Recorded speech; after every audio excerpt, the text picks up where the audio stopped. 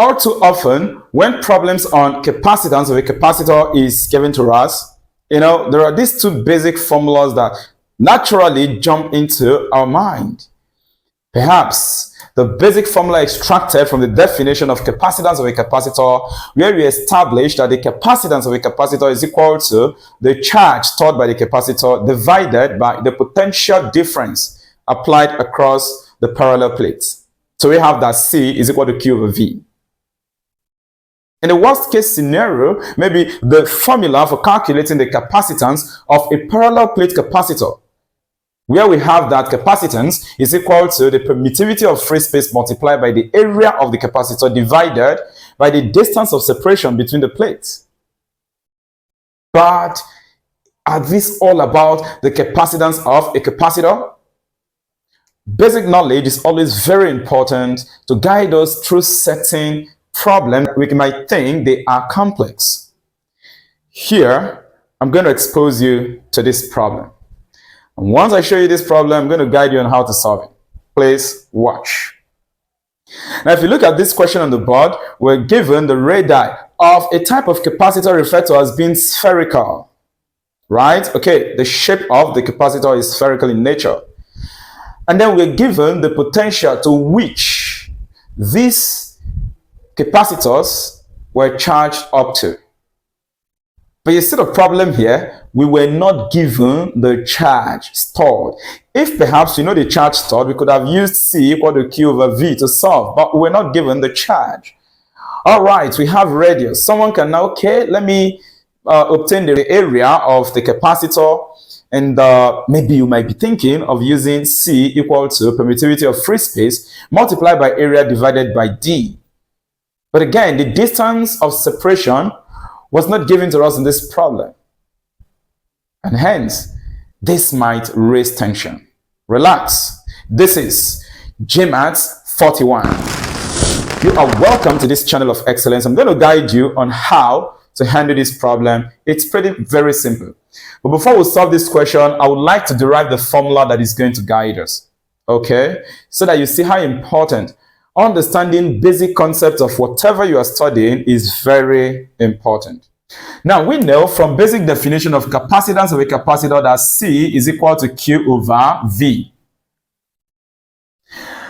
We also recall that V, which is electrical potential, okay, electrical potential is equal to 1 all over 4 pi epsilon naught, then multiplied by charge divided by radius. I'm going to call this radius here because we are dealing with a problem where radii, were given to us.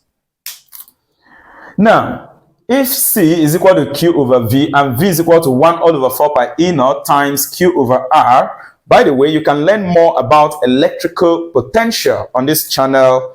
We've got a video lesson that covers it. You can click on this info link and it will take you to that video lesson. So much later when we are done with this class, you can check it out, okay? Now we can do some form of copy and paste, substitution. We can replace this V with the formula in terms of charge and radius, which implies that capacitance of a capacitor can still be established as Q divided by 1 over 4 pi epsilon naught, then multiplied by charge divided by radius. Now this epsilon naught is permittivity of free space, and it has a constant value of 8.85 times 10 to the power of minus 12 farad per meter. Now with this, you'll agree with me that mathematically, this 4 pi epsilon naught times radius will move to the numerator, division of fraction, okay?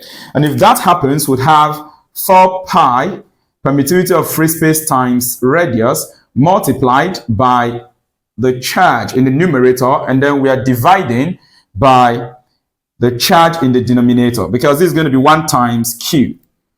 And then we see clearly that this charge will cancel out. These two charges will cancel out, reducing this formula to 4 pi permittivity of free space. 4 pi permittivity of free space, then multiplied by the radius. Of course, in this case, radius of the sphere. This is great. I have established the formula you need to solve this problem. So you've seen that apart from the two major formula you may have known about capacitance of a capacitor, we have this, that the capacitance of a capacitor can also be obtained, depending on the problem given to you, as 4 times pi times permittivity of free space times the radius. Now with this formula, we are going to solve this question we have here on the board. So you see that this formula has nothing to do with charge. Also, it has nothing to do with area or distance between the plates. Okay, so let us solve this question together. From the problem given to us, the radii, we have one, let's say R1, 100 cm. And of course, you have to convert that to meter, divide the centimeter value by 100, and then you get 0.1 meter. Also, the second radius is 200. We're going to convert it to meter, divide the 200 by 100, and you get 2 meters. Now we have the potentials given to us in the problem. So V is equal to 50. And then the other one, let this be V1. Then we have V2, which is equal to 80 volts. This, are the data provided in this question. But we don't really need the potential. That is what we've established. We don't need the potential. Let us go for C1. C1 is going to be 4 pi permittivity of free space times R1. Okay, so substituting, we are going to get that the first capacitance of that capacitor is going to be 4 times pi times 8.85 times 10 to the power of minus 12.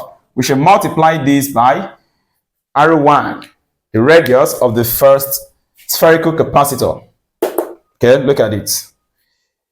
This is meant to be 1 meter, not 0.1. This is 1 meter because we are dividing 100 by 100, okay? So we have 1 meter there. Now, solving this out, you can reach out for your calculator if you so wish. 4 multiplied by 8.85 multiplied by pi. With your calculator, let's see what this is going to give to us. Good. So we obtain 1.11, then times 10 to the power of minus 10. Of course, this is going to be in farad, SI unit. We have obtained C1. We shall also obtain C2. Remember, what we are calculating in this problem is the combined capacitance. That is what we are asked to find when the capacitors are connected in parallel. And that is why, of course, I have to obtain C1 first and then get C2. Also, we have that C2 is going to be equal to 4 pi permittivity of free space times R2. The second capacitance, or the capacitance of the second capacitor, is going to be 4 times pi times 8.85 times 10 to the power of minus 12, and then multiply by R2 is 2 meters. Of course, if you multiply this out, it's going to be twice of C1. Yeah, it's going to be twice of C1. You can evaluate that with calculator to see that you would get 2.22 times 10 to the power of minus 10 farad. And here my problem is solved. I can now proceed to obtain the equivalent, the effective, the combined, the resultant, the total capacitance of these two capacitors that are spherical when they are connected in parallel. So in parallel connection, the effective capacitance is going to be C1 plus C2. Just take the summation. This is the formula used to obtain the combined capacitance of capacitors connected in parallel. So the effective or the combined capacitance is not going to be C1 plus C2. If you add these two values together, the capacitance of the capacitor is going to give us 3.33. 3.33. Then pick one of the 10 to the power of minus 10 farad. And of course, we have obtained the result of this problem that we have on the board. And I hope you enjoyed this. Remember, GMAETS 41 has added to your list of formulas of capacitance of a capacitor, in case you are not aware of this formula I used in solving this problem. If you're yet to subscribe to this channel, click on the subscription icon, turn on the notification bell, select all so that once I upload any video lecture or I come on live, you will be notified by YouTube. Remember, you can also become a channel member. Join GMAETS 41 on the platinum level or on the diamond level. Support this channel to get more benefit.